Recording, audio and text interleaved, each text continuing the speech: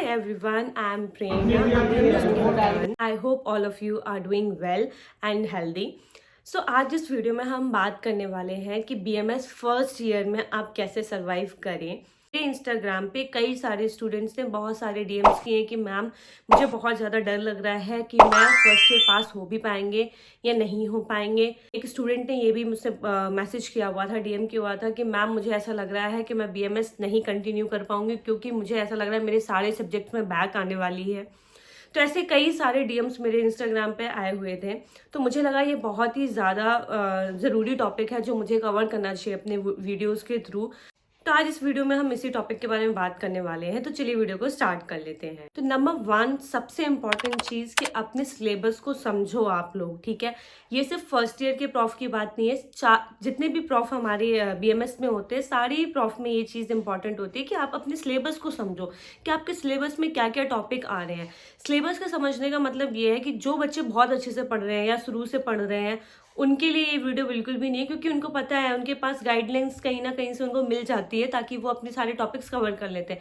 But ये video specially उन लोगों के लिए है जो बिल्कुल क्लूलेस लेते हैं, बच्चे जिनको कोई आइडिया नहीं होता कि हमें कैसे पढ़ना है। तो this video is for them. ठीक है, एग्जाम पॉइंट ऑफ व्यू में आपका सिलेबस बहुत इंपॉर्टेंट हो जाता है। ठीक है, एक्चुअली प्रॉब्लम क्या होती है BMS फर्स्ट ईयर में, हम जब नीट की प्रिपरेशन कर रहे होते हैं तब हमारा माइंडसेट MBBS के अकॉर्डिंगली होता है। मतलब हम MBBS के बारे में सोच के ही नीट की प्रिपरेशन करते हैं। हमारे लिए डॉक्टर बनना मतलब MBBS करना ही होता है।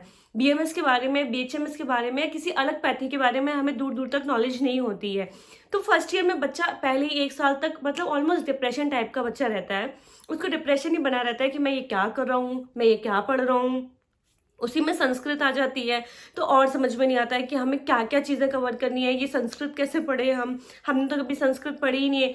मेरे पास कई सारे बच्चों के DMs आए हुए हैं कि मैम BMS में संस्कृत होती है, उसको कैसे पढ़ना होता है, मैं संस्कृत पढ़ भी पाऊंगी, मैं CBSE बोर्ड से हूँ। तो बहुत सारे क्वेश्चंस मेरे इंस्टाग्राम पे आए हुए हैं। बट बिकॉज मैं मैरिड हूँ तो मेरे पास और भी रिस्पॉन्सिबिलिटीज़ हैं, तो मैं टॉपिक्स कवर नहीं कर पाती हूँ जल्दी जल्दी। बट मैं कोशिश कर रही हूँ कि आपके सामने कई सारे टॉपिक्स डिस्कस कर सकूं ताकि आप लोगों को हेल्प मिल सके मेरी वीडियोस से। तो इस वीडियो में तो मैं स्पेशली फर्स्ट ईयर के बारे में बात करने वाली हूँ। तो सबसे इंपॉर्टेंट चीज़ मैंने बताई आपको कि BMS का फर्स्ट ईयर का जो सिलेबस है उसको थर्डली पूरा रिवाइज कर लो। मतलब मैं आपको अपने जो मैंने खुद ट्रिक्स और टिप्स फॉलो किए, मैं आपके साथ वही आपके साथ शेयर करने वाली हूँ। मैं कुछ अलग से नहीं बताऊंगी इस वीडियो में। मैं भी CBSE बोर्ड से पढ़ी हुई हूँ, मुझे भी संस्कृत पढ़ने में बहुत प्रॉब्लम होती थी, तो मैंने किस तरीके से अपने टॉपिक्स को कवर किया मैं इस वीडियो में वही बात करूंगी।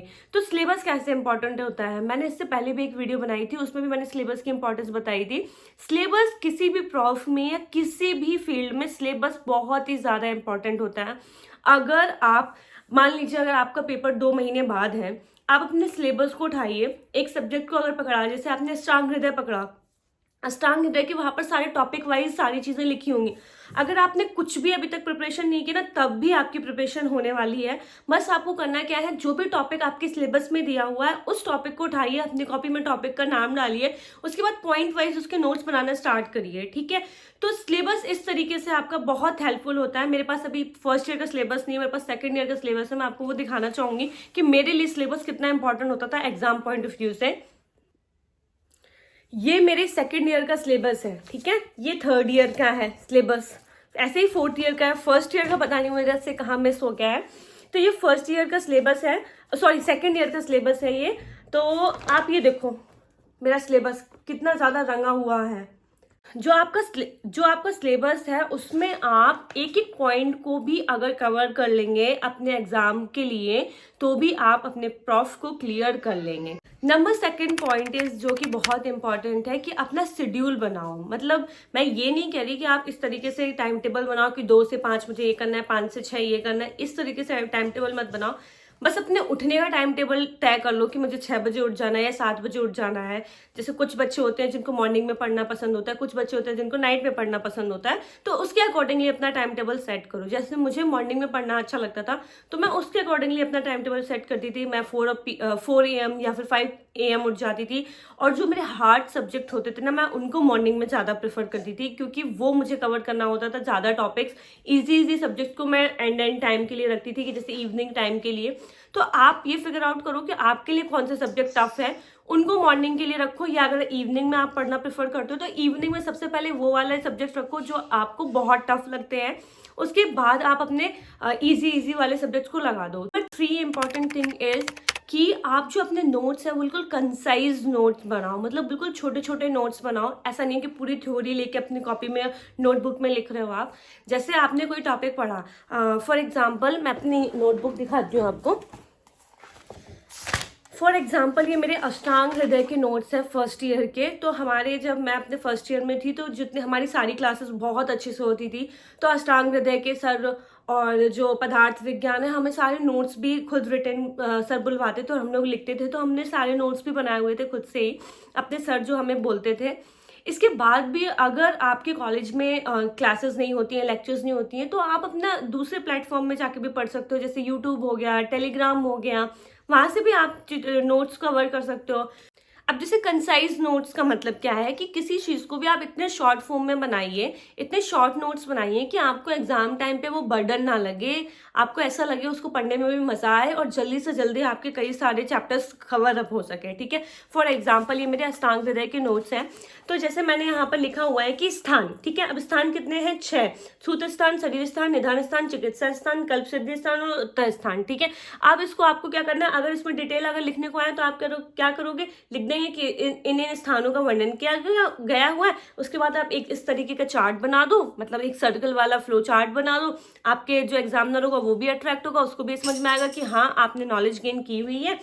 उसी तरह मैंने बहुत सारी चीज़ों के नोट्स इस तरीके से बनाए हुए थे। जैसे ज्ञान इंद्रिय है, हमारी कितनी ज्ञान इंद्रिय होती हैं? घ्राण इंद्रिय, कर्णेंद्रिय, रसनेंद्रिय, चतुरेंद्रिय, त्वक इंद्रिय। ठीक है, आयु की परिभाषा लिखिए, शरीर इंद्रिय सत्वातम संयोग धार जीवितम नित्य रसानुबंधस्य पर्याय चिते। अब आपके लिए जैसे मैं श्लोक वाले पॉइंट पे भी आऊंगी तो मैं और अच्छे से बताऊंगी। तो अब आयु की परिभाषा में आपको लिखना सिर्फ इतना ही है, उसके बाद तो आप हिंदी डिस्क्राइब कर लोगे उसके। ठीक है, तो याद होना क्या जरूरी है, आयु की परिभाषा, शरीर इंद्रिय सत्वातम संयोग धार्य जीवितम निस्संजानुबश्यते पर्याय अच्युते।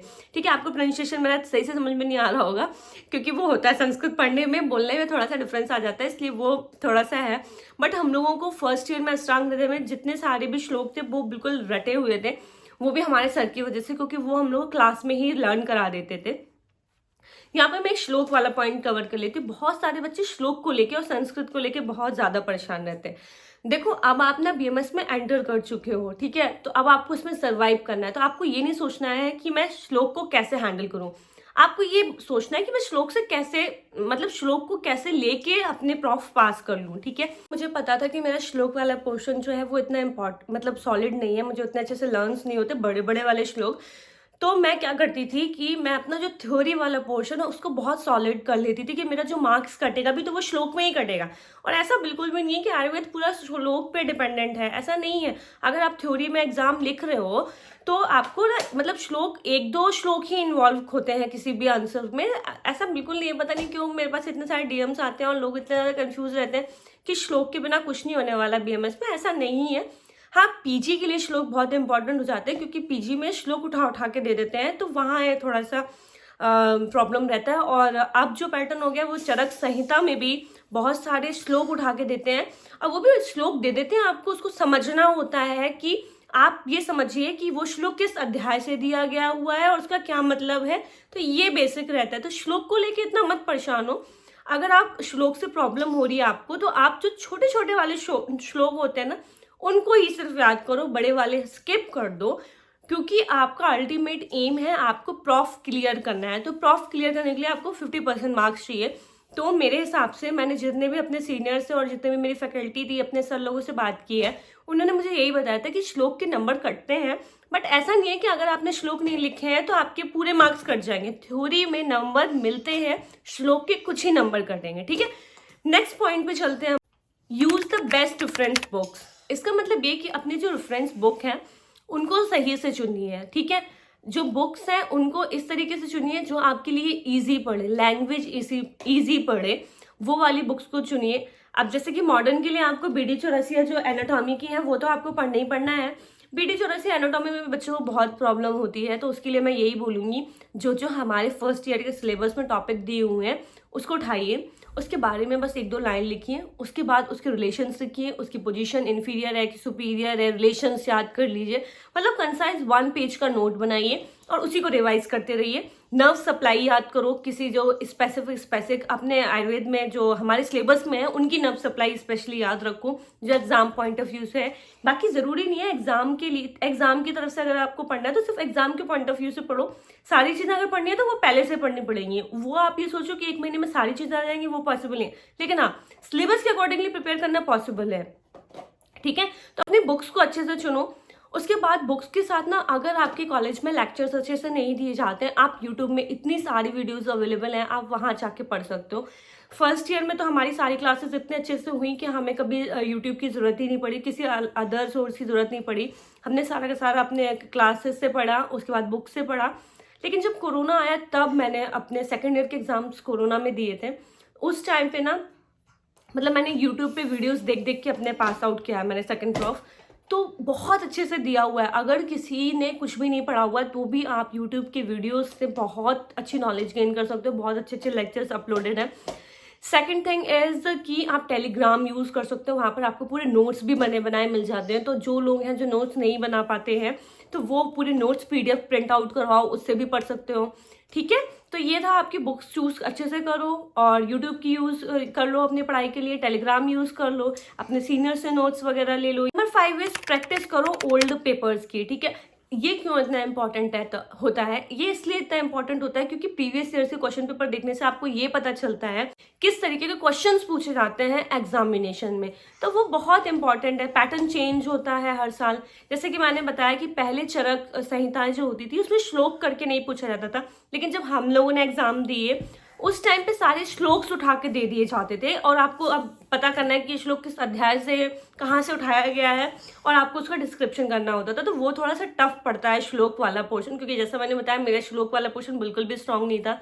तो मैं अपने प्रॉफ में ऐसी तैयारी करती थी कि मैं अपने जो थ्योरी वाला कंटेंट है उसको बहुत स्ट्रांग रखती थी और मैं ये मेंटली प्रिपेयर करके चलती थी कि मेरा श्लोक में इतना मार्क्स कटना ही कटना है। और मैं श्लोक्स वही याद करती थी जो मुझसे अच्छे से होते थे, लाइक 1 लाइन और 2 लाइन, मोर देन दैट मैं याद नहीं कर पाती थी। और ना ही मैं उसके 6 पॉइंट इज रिवाइज करो बार बार। ठीक है, रिवाइज करने का मतलब ये नहीं है कि मैं आपसे बोली कि आप बैठो बार बार बुक बंद करो बार बार खोलो, नहीं, ये नहीं करना है।